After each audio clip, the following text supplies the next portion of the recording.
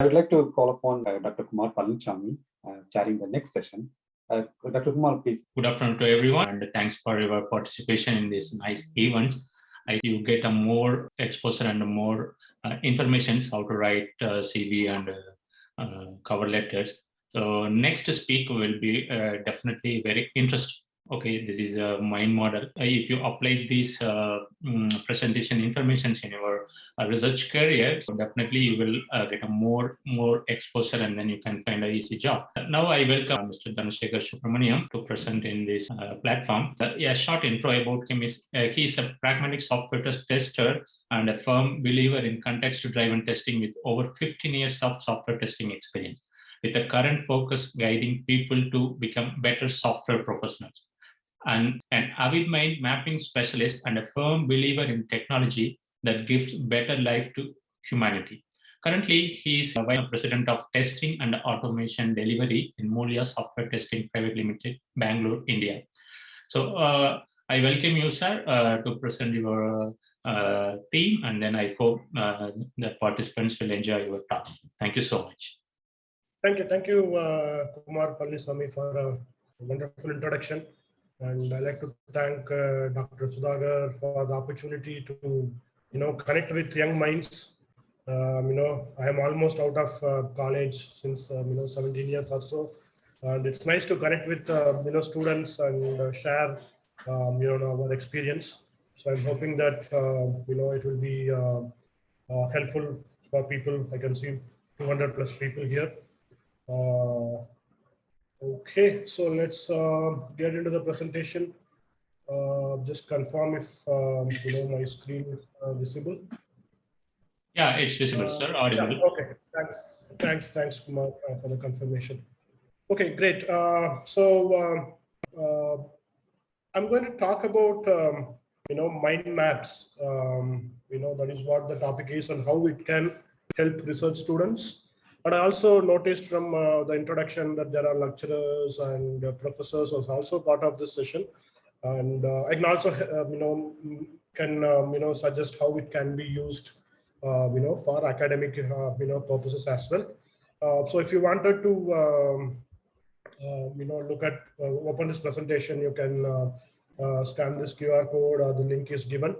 So let's get into the session. If you have any doubts, please feel free to post in the chat. In the previous session, Professor told he always likes people to ask questions. I also strongly believe that it's a questioning that made us to progress. So it's questions like, why can't we fly like birds is what made us human to invent aeroplane.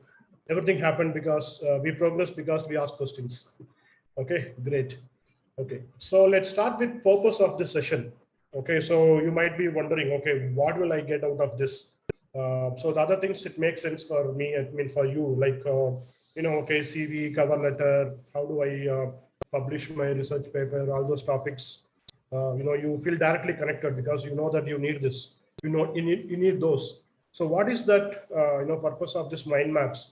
My assumption is most of you have not heard about this, so I assume that because of that, I'm just trying to put the purpose here. So the purpose of this, talk is help to manage your knowledge. Okay, how can you manage your knowledge better? So that is what will be the takeaway of this session. I will try to do my best in the given time. And if you want to continue to connect with me, I have my email ID and Twitter handle, which will be available at the end as well. So the next question, okay. Why the need to manage your knowledge? Okay, so why is it necessary to manage the knowledge? We'll try to answer that first. So eventually, finally, I'll try to get answer to this purpose of this session. Okay, so first let's look at what is knowledge management. Okay, so knowledge management, is about gathering, and then segregating or classifying, and then storing the information. It's about gathering information, gathering information, and then classifying the information. You store the information, and later when you wanted to, research, it's a very long period, right? So you have gathered a lot of knowledge and information for the previous few years. Now we wanted to search those And then if you wanted to search for a specific thing, you need to search and then retrieve it and then use it, or you share it with others. So that is what knowledge management is. Okay. So before we get into that, let's look at these, three things, and eventually we will get there. Okay. So we will look at how information evolved. Right. Then next is, what is your academic research work? I'm not going to detail. You guys are good at that, but I'll just pick up few things, how generally the academic research works, and then most importantly how our brain works. Okay, not into science, we're not getting into science, even I don't know how internals of the brain works, but how it works with respect to gaining knowledge. That's the topic that we are going to look at. Okay, so first let's look at how information evolved. Okay, so here is a kind of an information that was written by our ancestors approximately 27,000 years ago. Yes, 27,000 years ago. So some lines, looks like some scribblings. So this is how we were 27,000 years ago. Maybe we don't even know what it means. We don't even know if the person who wrote understood, but some way he started creating information and started sharing that information with others. Okay, so this was found in some caves inside Spain, which they believe it's around 27,000 years old. And this is today. Okay, so this is one of the pictures of Google's data center, and this is part of one of the data centers, and Google has hundreds of data centers like this, and this is only Google. Apple has its own data centers, Facebook has its own data centers, and this is the kind of information that the world has now. Just imagine where we were and imagine where we are now. Okay, so we are in the age of information technology age, right? Where information as it's a democracy. I would say information democracy. We will look into that in the couple next slides. So now information. So information is about organized data, and then how we transform transforming information. So if you look at if you have read in your school history, so you have read about at least Stone Age, Bronze Age, those kind of things, right? So in the Stone Age until Iron Age, we transformed materials, right? Material was stone, material became iron. Next, next the Industrial Revolution started. There they transformed energy. It started with windmills like water energy, then came steam power, then came electricity, then combustion engine. So that was kind of a transformation of energy. Where we are living now is we are in the transformation of information. So we didn't had, or we had very less data. Then we started collecting data. Now we don't even know how much of data we have. So how we are making use of the data, how we are transforming the information, that is what we are in. That is what we are in. Okay, so I was talking about information democracy.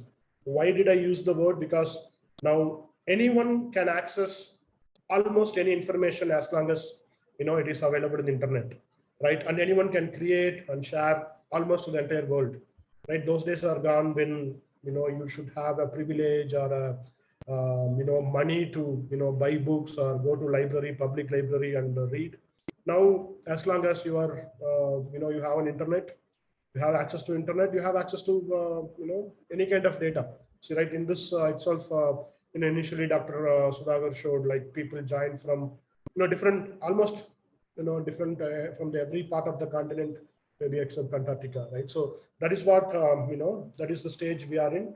We are living in the world of information democracy, and I don't even know how to measure the data. We have trillions and trillions and trillions, cube of trillions and trillions of data, right? So that brings us to an interesting challenge, right? The challenge is not about access to data, but the data has become cheaper, right? So it's easy to access. So it's by the time you ask Alexa or you Google, okay, everybody is talking about AI. Even previous session, Professor touched upon AI. So you wanted to know what is AI. Okay, you go and learn, you just ask, Alexa, or ask, search in Google, or check in YouTube. By the time you got some idea of AI, the technology would have outdated, right? So even again, the previous session, we were again the same topic came. We were evolving very fast, right? So that is where the challenge is. So the knowledge has become cheaper, and it's not about accessing knowledge. You have access to everything, but the challenge is the currently knowledge has never been this cheaper. Okay, so this is about evolution of information. So where we started, where we are, what is the current challenge or current state, we would say, not even a challenge. So knowledge is very cheap now. You can easily access knowledge, right? Okay, let me just check. Yeah, okay, they're on the right flow. Yeah, okay. So this is the challenge. Now let's look at the second topic. So first we looked at the information, how information evolved. Now let's look at your academic research work. Okay, so what is that you do as an academic research? You wanted to become, do a PhD and get a doctorate. Again, referring to the previous session where professor mentioned, you are going to come up with something, original idea. It is not something that is already there, right? You are, going to create something original, right? So you can't really, know anything, by just remembering, isolated facts, right? For example, if you are doing, what an example I can pick. Yeah, so let's say you are doing a research on maths. Okay, so just knowing, okay, this is a Pythagoras theorem, this is that theorem, this is how we do calculus. Those are just, facts that that is not enough for you to come up with, something, with an original idea. But it's about how you make use of the information that you have around. Okay, it's not about, individual isolated facts that you find here and there. That is easy to find now. But if you wanted to become a successful, defend your thesis and become a, a doctorate holder and come up with an original idea, you need to, it's all about connected ideas, network of ideas, right? And by the way, even though we generalize its original idea, the new idea comes by combining existing ideas, right? That is how, that is how the new inventions, everything happens. And, you also, do your, thesis paper, right? So network of ideas is how it will make easier to make sense of the information that you gain. So gaining information, now it's easy. You can get it, sitting at your home. It comes to your palm. Not even a laptop is gone. Now we come to your palm top, okay, in your mobile phones. But in order to make use of data, you need to interconnect, the ideas.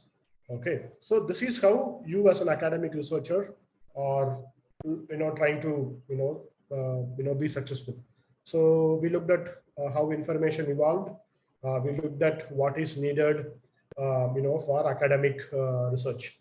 Now let's look at, how our, brain works, right? How human brain works, right?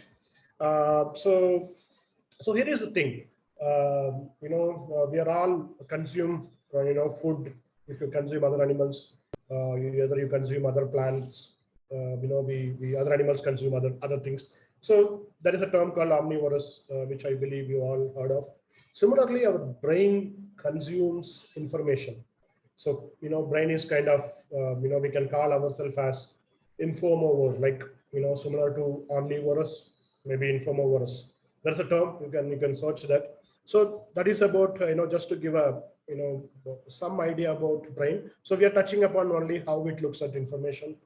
Not like the movie where, somebody was hit behind middle oblongata or something and keeps forgetting in between. But not that kind of research we are not looking at.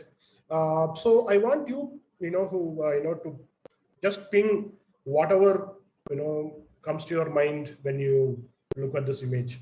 So you can start, putting it in your chat. Just ping what comes to your mind when you look at this image. Go ahead. Let's be more interactive. So there is no right answer because we all have our own different brain, right? It works differently. So feel free to put your answers. When you look at, let's say, when they say college or show this image, what comes to your mind? One Kritik Saxena responded as being between people working on their projects and interacting together to develop further. Oh yeah, okay, okay, good, okay. So being between people working on their projects, so yeah, interacting together. Okay, any other answers?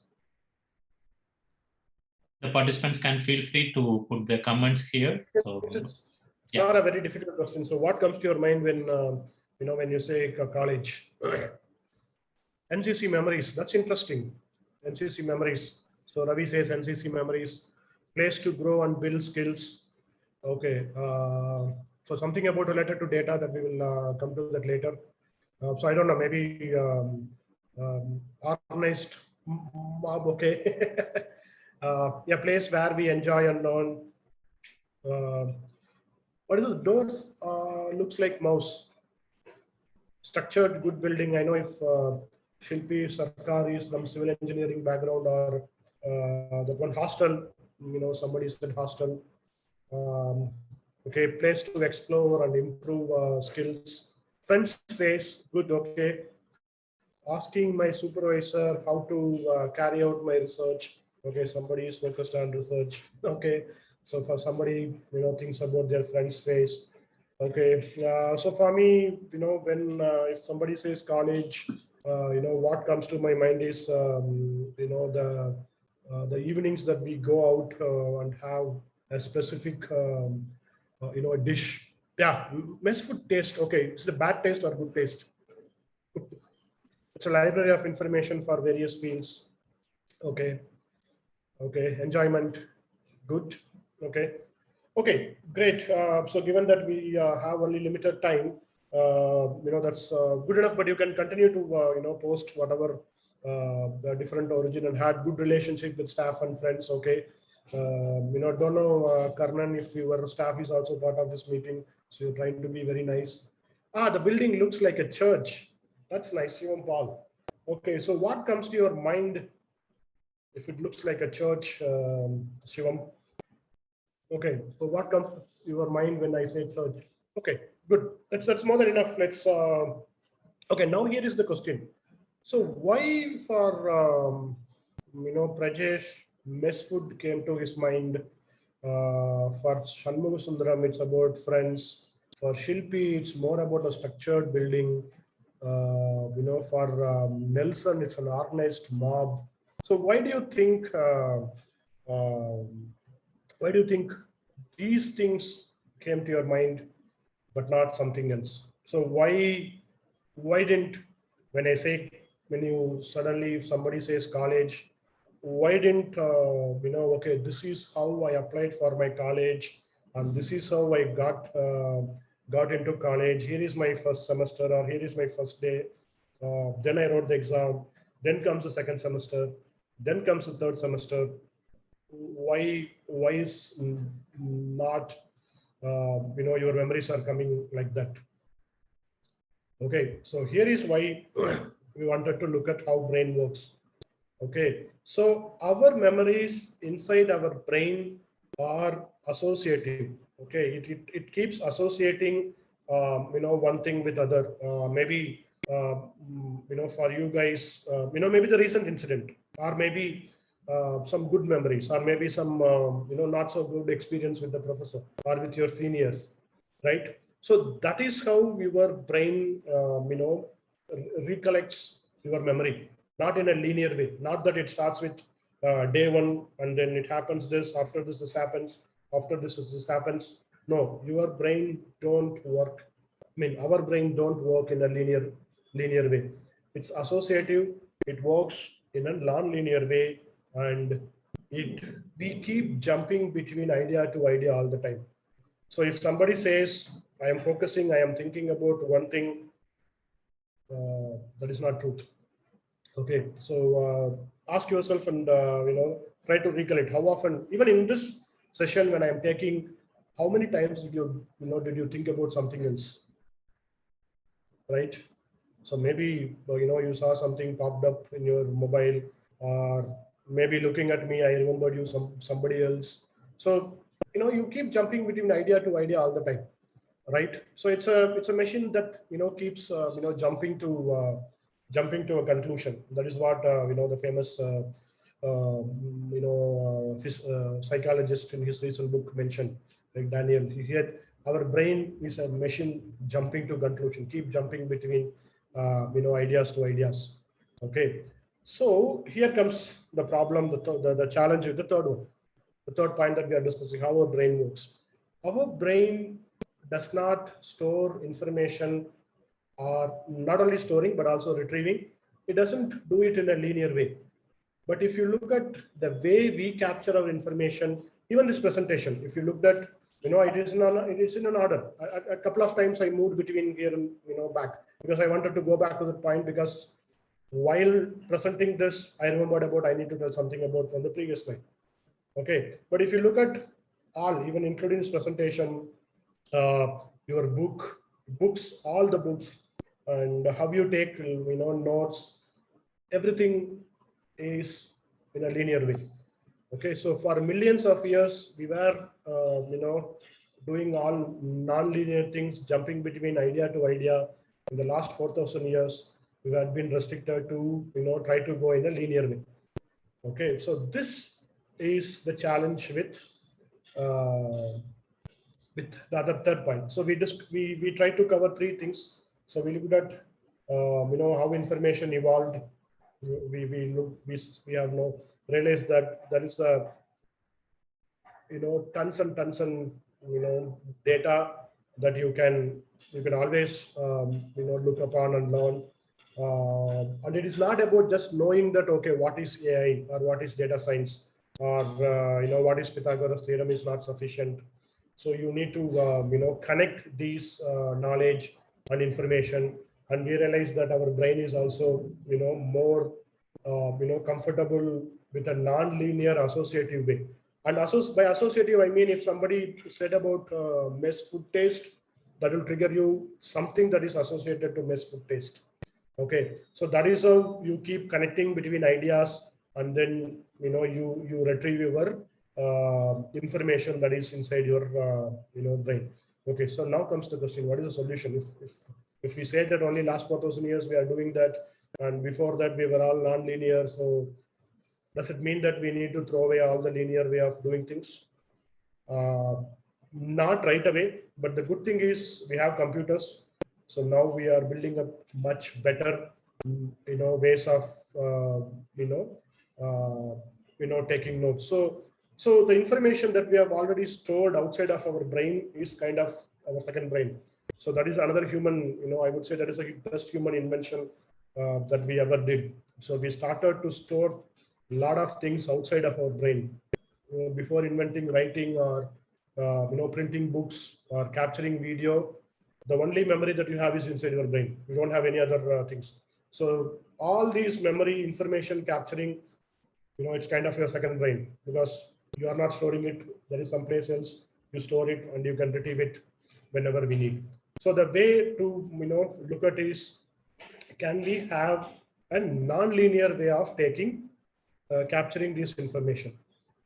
Okay. So that is what one of the things is mind map. So I'm going to just look at, show you mind map in this session. And I will leave you with another very interesting tool, which is pretty popular across research students. I will just give you the notes, because that itself is need a detailed session. So I will share the second tool. Just I'll give you a link. You can go and explore. I'll try to help you how to make use of mind maps in the next 10-15 minutes. Okay. So compared to your regular, way of linear, which means top to bottom, top down approach of, one by one. In mind maps, we can organize information more visually. You can connect, show relationship, which means that you can start connecting ideas, which is very important, for you to make use of your knowledge. And it can be created around one single concept. Let's say this is your thesis paper. You start, collecting ideas around that particular, single concept around your central topic. Okay. So the modern mind map, there are in, the current mind map structure or standardization are popularized is by Tony Buzan, who is a BBC presenter. So he is the one who popularized the current colorful, radiant, and branching structure. Okay, so here is an example of a mind map. But okay, the central theme, if you see, is about tennis. We didn't write tennis. As long as you know tennis bat and ball, your mind will quickly connect. Okay, this is tennis. And what are the different shots we have? We can serve, forehand, backhand, and principles and grand slams. What grand slams you have? There are 4 grand slams if you are interested in tennis. All these. So a detailed, row by row or line by line information. The same thing, it is captured in this format. Okay. So now look at one more example. So here is about your, about thoughts. I think I'll go to the next one. Let's look at this. Yeah. So here is about curious brain. What you can brain can do. Brain can invent. It can think. It can look. It can write. It can experience. What are the experience? So we can enjoy. Experiment. Be positive. So these are all. See, whoever has drawn this mind map, it is their idea about curious brain. So the sample is to show how the same information can be, like I was talking about, right? How it can be structured around a central topic. Okay, a single concept. Okay, so now these are all hand drawn. Like you can draw using pen and paper. Okay, so these are all some examples, and let's say the same presentation, or I would rather say I will start with the previous. Let's say we had a session, right? So what I did was I created and kept this ready for my today's the entire program. Okay, so this is about ANEH Scientific Foundation date, and this is the time. This is a session 1, and session 2 is mine, and we have like these sessions. So instead of taking a regular pen and paper way, there are software tools which I will show you. This is one of the tools that we use, like how you use WhatsApp to chat, Google Doc, or MS Office to create document. There are software's free tools available for you to explore. Okay, this is used one such tool. Okay, and during this session, now let's say this I have prepared it and I kept it ready. This was done even before coming to the session. So this information I already had from the program that is shared by the committee. Now, what I did during the previous session is I started taking notes. Okay, so now I can collapse all this. I don't want this. It's not about. So when Professor Satish Krishnamurthy was taking, giving the session, I started taking notes. Okay, Professor Sudhagar gave detailed, introduction. So this is about speakers. I just noted only few. I missed a lot of things, but then I realized I need to do, and then I started taking notes. For example, the cover letter. So what are the important pointers? I noted down about cover letter, what you shouldn't do, and what should be there in your first paragraph, second paragraph, third paragraph, and how do you choose your now, how do you choose your PhD supervisor? Okay, so this is how you take notes. Now, let's say tomorrow you wanted to prepare a CV, you have it this handy. So come here. What I would do is, okay, first let me focus on cover letter. Okay, start looking at the notes. Oh, great. Using this, you have done your cover letter. Now I'm done. Let me focus on creating my CV. So now you collapse that part, the focus comes here. Okay, so this is how you create and make use of the mind maps. Okay, so now let's look at this presentation. If you look at this presentation, it was like this. Can anybody imagine how the overall structure of the session was? It's easy to visualize using mind maps. Let me show that one. So this entire presentation now, how does it look if it is done in a mind map? Okay, what is it? Mind map for research. Yeah. Okay, here is the thing. This is exactly what I session I took today. So if I wanted to present this, I will start here. Knowledge management. We spoke about this knowledge management. Then we spoke about information, evolution of information. You can hide other details. Focus on this. We spoke about how we move from Stone Age to information age. Then we are here in terms of brain. Okay, we spoke about this. It's associative, it's not linear. What are the challenges? And then what is the solution? So we need to look for a a non-linear way of taking notes. So mind map is a solution. So this is a map. Now you got right why it is called map. So this is a view from 50,000 feet, which shows the important topics. Now you can zoom in into the next level. Okay, so this is how you structure your thoughts and information around using mind maps rather than taking a traditional linear notes. Okay, now let's get back to the presentation. So we are here. Sorry. Yeah. So this is an example. Yeah, this is what I have already shown. So this is this entire session. Now you have overall picture, in front of you. So here is another important, thing I like to, share about our brain. Okay. So what happens is our brain is likely to notice details when it scans. Okay, it's just look around like this. So that is a human nature, right? Like that any living being's nature, because you're always threatened by when you are living a primitive human. You keep looking around every second, every fraction of second. Your brain, without knowingly, just keeps looking around and see if there is any threat. Okay, so it keeps scanning. Okay, it doesn't focus. Focus is when you focus, that is when you lose that alertness, and then there could be something else which you miss to notice, right? So when you focus on one thing, it's very hard to look at the other thing. But when you wanted to look at a broader topic, your brain needs to, it can notice details and connect if it wants to, if it can able to scan. So this is the way you can show to your brain, okay, now scan this mind map, right? You have multiple things. There is mind map at top, here is information. So how do I, brain will automatically connect. That connection happens based on your knowledge that you already stored. So this is a way to, retrieve that information. That is what happened when I asked about college. For somebody mess came up, for somebody, friend's face came up. That is what it scans and it picks up. Right. So this is a way to organize and help your brain to connect the knowledge that you have and retrieve the right information that that is associated and relevant for that context. Okay. So where can you use mind maps? One of the common places that can be used is in brainstorming. Let's say, let me check how much time I have. So Kumar, how much time I have? Do you have?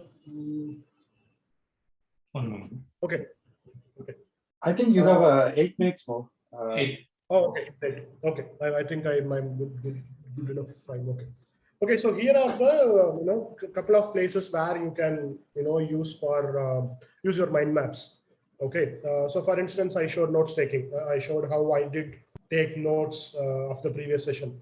So brainstorming. Let's say you wanted to brainstorm about your new thesis paper. You create a mind map and then start doing it. Okay, let's come there. If you have time, I will quickly show.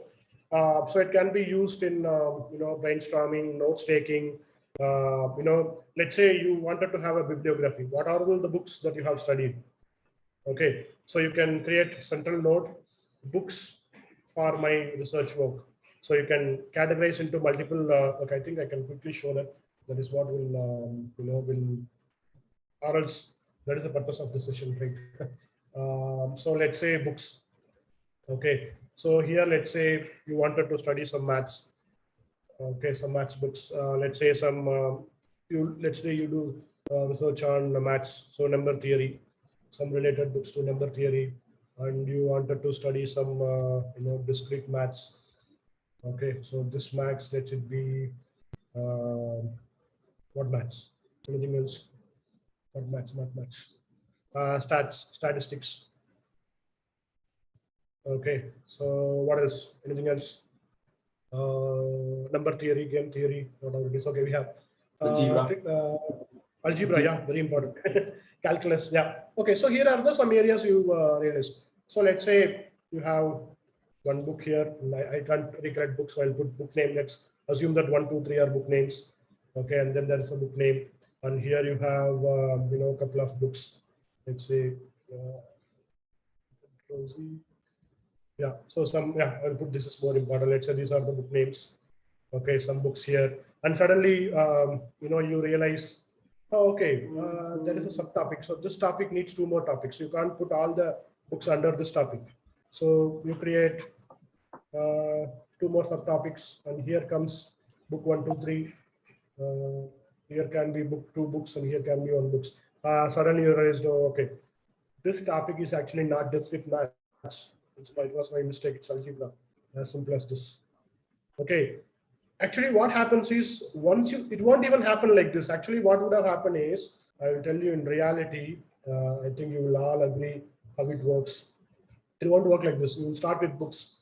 Okay, book 1, book 2, book 3, book 4, book 5. Then you realize that, so much of information is coming. Now let me organize.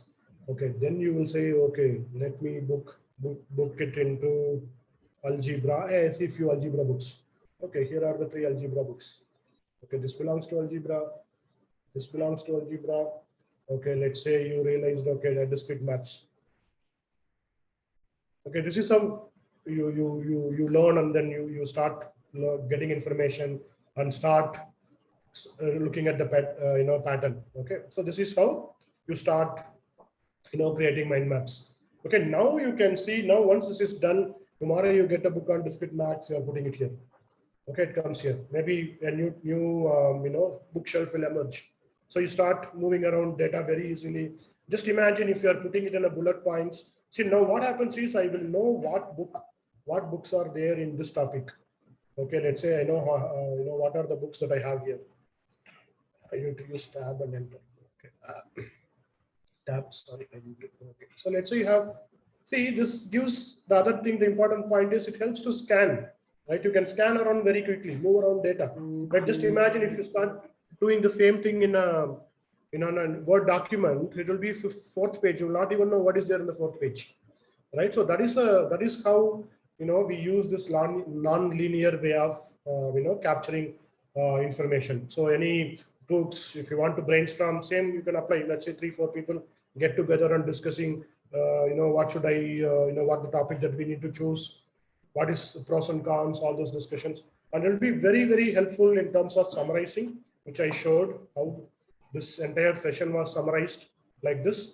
Notes taking, summarizing, kind of both are the same things. And how to use mind maps. Only one guideline I will give, and I will try to complete. So one thing you need to notice here is you should avoid lengthy sentence. That is the only guideline I would tell to create mind map, because each one of you, if I ask to create a books mind map, each one of you actually should come up with a different mind map. It should not be same, because each one of us thinks differently. Okay, only thing is avoid lengthy sentence, because if you start putting lengthy sentence, your brain will again focus on trying to read that lengthy sentence. You will not be able to make connections. But if you notice that is how all of the mind map I showed look. Don't create any lengthy sentence. Develop your own style. There is there is definitely no wrong or right way of doing things. Okay, so cool. So to end, if a hammer is given, don't look everything as a nail. So use it, mind maps at the right place, and believe in the tool. You wanted to spend at least few weeks or a month time to keep trying to figure out the tool, because many times what happens is, because you are not able to understand the tool, you end up missing learning the the real topic or the information. So if tool is struggle, it's there. You have YouTube videos to figure out how to use mind maps. Okay, don't give up just because you are unable to understand how to use the tool. Okay, so there are some questions. So here is the first choice. I would say you can use FreeMind, and this entire presentation is available. You have the link, and also definitely the group will, the Sudhakar will share the details. So here is the FreeMind. If you want to try to find alternatives, there is a website called alternative2.net. Okay, you go there, put FreeMind. It will tell all the other alternatives that is available for FreeMind. Okay, so here is another tool, which is XMind, which is actually free and paid. Free is more than enough for our need. Okay, that's pretty much I wanted to cover. So I know that the topic we covered might be new to many of you. So please feel free to ask questions.